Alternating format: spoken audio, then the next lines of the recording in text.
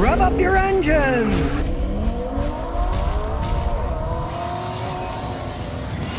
Dylan Chung says, which SUV would be better to buy, a Honda Pilot or a Toyota Highlander? We have a Honda Odyssey and it's 250,000 miles. Well, in that, you got to go Toyota. Toyota versus Hondas, they both make some good vehicles. But Toyota is more wide-ranging.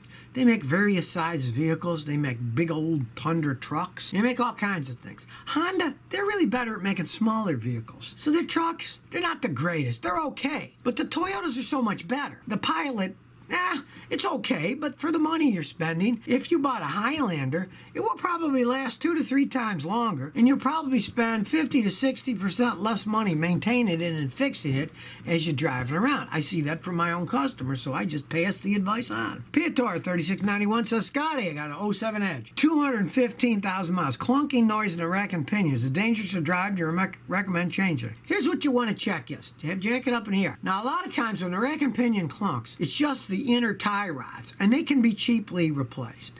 You just take the outer tie rods off, and then the inner tie rods on bolt, and you put new ones in. If you grab the wheel and the tie rod that comes out of the rack goes clunka clunka, that's just the inner tie rods worn out. Replace them. Now, if it's the whole rack that's worn out, then you got to replace the whole rack. As long as you see it's bolted on correctly, and the bolts that hold it on aren't coming off, or the rubber bushings aren't ripped. I've had people drive them years that way. But if all the bushings are ripped and the whole rack is moving back and forth, you want to either put new bushings and bolt it on tighter or replace the whole rack. Lakota Mason says, Scotty, what do you think of a 2002 Chevy Impala with a 3.4 engine and it just did 170,000 miles? The 3400 engine was a decent engine. It was a good V6 engine if you took care of it. The transmissions, they're kind of weak.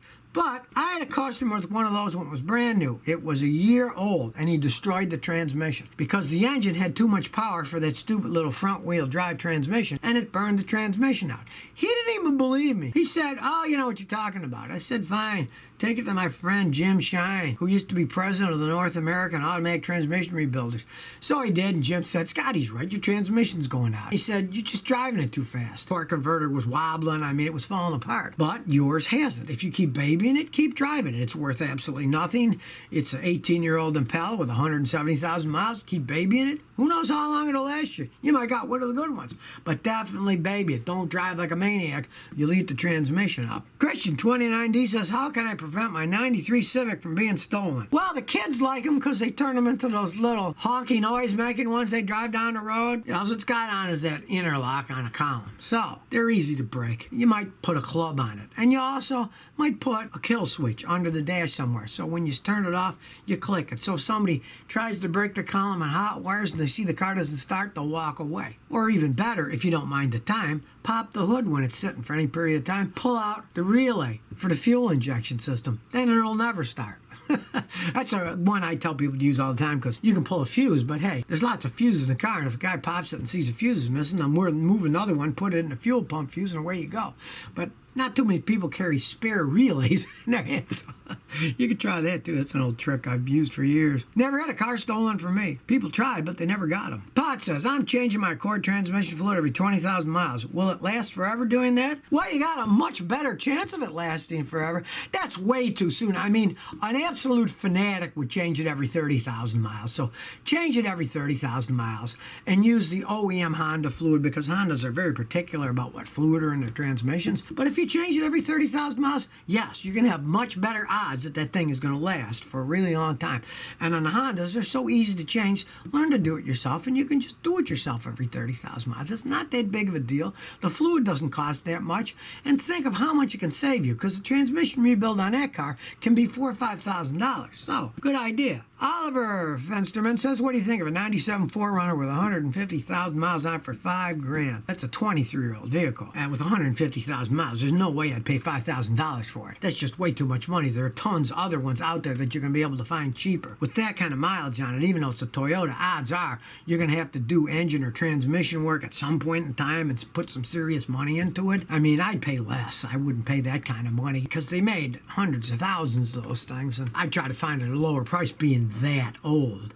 I mean, if it was a 2007, sure, but 97, that's too old for that kind of money. Now, if you're nuts about the vehicle and it's in tip-top excellent shape, go ahead if you want. Just realize you're going to have to put some money in it as time goes on. Bob the Headkin says, why do some cars like Corvettes have the hood hinged on the front near the headlights so they open backwards instead of in the front where they open up? You drive in a race car. Race cars, what do? Every once in a while they run into each other and smash, or things hit them, or tires fall off and hit them. If they had a front opening hood, if it hit, the hood could peel right off, the guy couldn't see, get in a bigger wreck, or it could fly the hood right off and then hit somebody else. So racing cars generally open from the back. It's a safer thing for racing. It's easier to work on them that way. Take the really old English sports cars. When you picked it up, you picked that hood up, the whole front end of the car practically came up, and you could access everything. They were real easy to work on that way. I rather like them that way because they're much easier to work on instead of going over fenders and crunching. It's all open, it's fenders are out of the way, and you're just working there with the spaces. I love that. But it's basically a racing design, but it is a safer design. Although, you know, how often does your hood fly off on your car, or you get in a wreck and you're driving down the road? But the race car guys, they got to think about that. So that's why they're designed that way in the first place. Automotive Tech says, I got a family member as an 04 Zuzu Rodeo, 102,000 miles. It's always broken. 6 quarts of oil, we had it because it was dry. 2 months later, wasn't even driven much, and it was bone dry again. The muffler rusted out. The transmission legs, and now we found out there's coolant and antifreeze coming out of the exhaust. Should you junk it? Yes, definitely junk it. Should have junked it a while ago. I had a customer that kept buying these Isuzu Rodeos, and I said, these things are piles of junk. The head gaskets are blown, the transmission's gone. But she liked the vehicle for some reason and kept buying other ones. And she was buying them used too. It wasn't like she was buying new ones. They're rolling piles of junk as they age. That's just how they are. Isuzu never sold that many vehicles in the United States. I mean, their big seller is stuff like they make the diesel engines for those Iveco tow trucks. They make very good diesel engines. For a while, they were making the Honda trucks, and they were just rebadging the rodeos and calling them Hondas, and they were just as terrible. Notice Honda makes their own now. They don't buy them from Isuzu anymore. So you shouldn't either. And you got that. Just junk the stupid thing. It's not worth fixing. Nobody's going to give you much for it in that shape anyways. Yankee Boy 99 says, Scotty, I got 19 miles per gallon on a highway, which is high for my car, but only 6 miles per gallon in a city. I got a 1988 Mercedes-Benz. They always get worse gas mileage in a city than they do in a highway. Yours is getting tremendously less gas mileage. And I know those old Mercedes.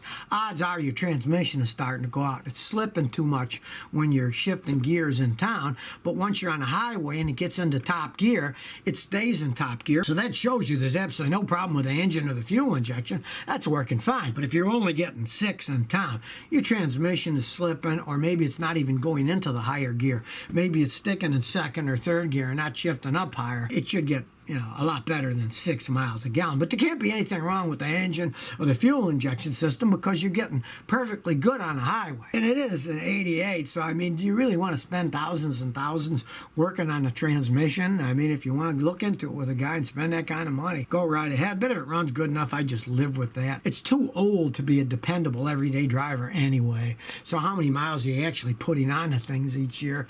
It wouldn't be worth fixing a transmission that at least still works to save on gas mileage when if you spent $4,000 fixing it, you can buy an awful lot of gasoline for $4,000. Scientists at the University of Richmond in Virginia have taught rats how to drive cars. Now, they're not our cars because rats are small. They made special small cars for rats, and they taught them how to drive them. It's a hilarious video. Actual scientific experiments. The rats climb into the car, and then they drive them around. The rats, of course, have to have an end result, and in this case, it's Fruit Loops, food. They would drive to get the food. The rats could drive straight to them. They could make U-turns. They could even back up. Heck, they can drive better than most people here in Houston. So far, though, the rats seem to have food as a goal. They're not like people that just are cruising around in their vehicles yet. I guess if we give them enough time and they evolve, maybe they'll just be rats cruising around these little cars. I say, nah, the rats are still the same. It's just that it doesn't take that much brains to drive a car. Maybe some of the drivers all over the world, I tend to agree with that. Maybe people are too intelligent and they're thinking about other stuff, especially with their phones and everything, where the rats, they got just the right amount of brain power for driving around. These little things are making U-turns and going. It's absolutely hilarious. You got to check out that video. But it basically shows that even rats can drive cars. So if you never want to miss another one of my new car repair videos, remember to ring that bell.